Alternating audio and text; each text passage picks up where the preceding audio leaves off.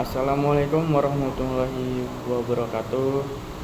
Selamat siang dan salam sejahtera untuk kita semua. Nah, di kesempatan kali ini saya ingin menjelaskan review jurnal dengan topik konsep dasar manajemen keuangan.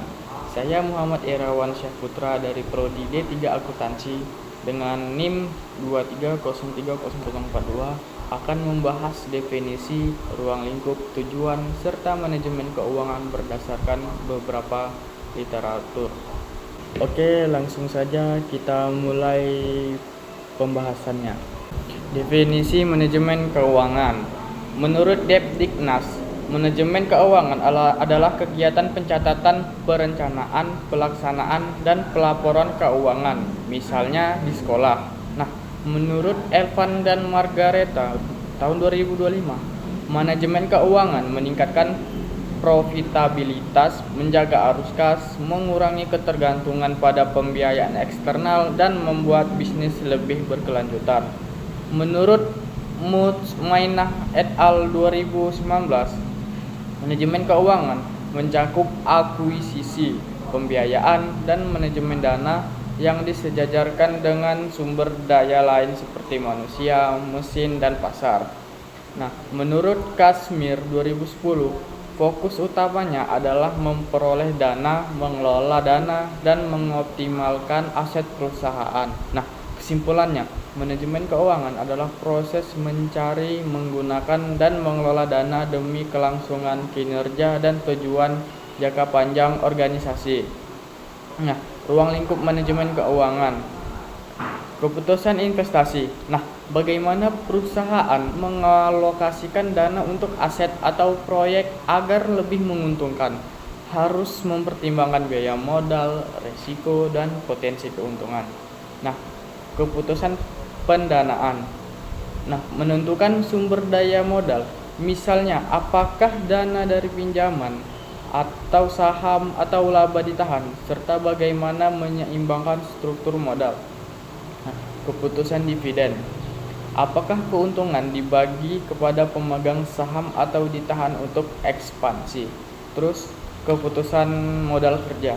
Bagaimana mengelola aset lancar dan kewajiban jangka pendek agar operasionalnya sehari-hari berjalan lancar. Nah, tujuan jangka pendek.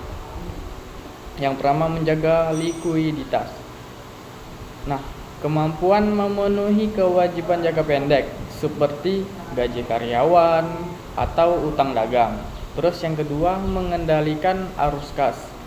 Memastikan arus masuk dan keluar seimbang supaya perusahaan tidak kehabisan dana meski banyak aset. Terus yang ketiga, efisiensi biaya. Menekankan pengeluaran yang tidak perlu agar keuntungan tetap terjaga. Nah, tujuan jangka panjangnya. Yang pertama, memaksimalkan nilai perusahaan, tercermin dari harga saham yang stabil naik.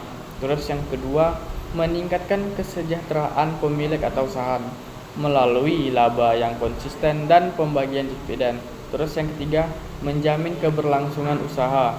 Perusahaan mampu menghadapi perubahan ekonomi. Terus yang keempat, kontribusi sosial dan pendidikan.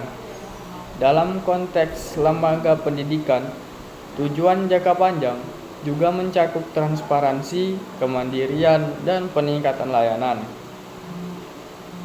Fungsi manajemen keuangan. Fungsi manajemen keuangan ada 5. Yang pertama, planning. Nah, planning ini merencanakan arus kas, kebutuhan dana, dan laba rugi. Yang kedua, ada budgeting, yaitu mengalokasikan dana secara efisiensi sesuai kebutuhan.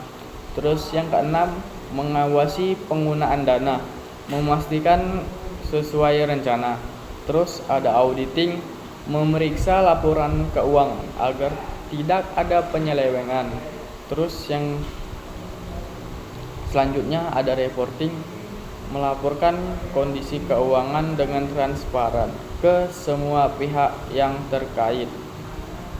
Nah, Kesimpulan dari apa yang saya jelasi, yaitu dari hasil review dapat disimpulkan bahwa tujuan jangka pendek manajemen keuangan fokus pada kelancaran operasional, sedangkan tujuan jangka panjang fokus pada nilai, pertumbuhan, dan keberlangsungan usaha.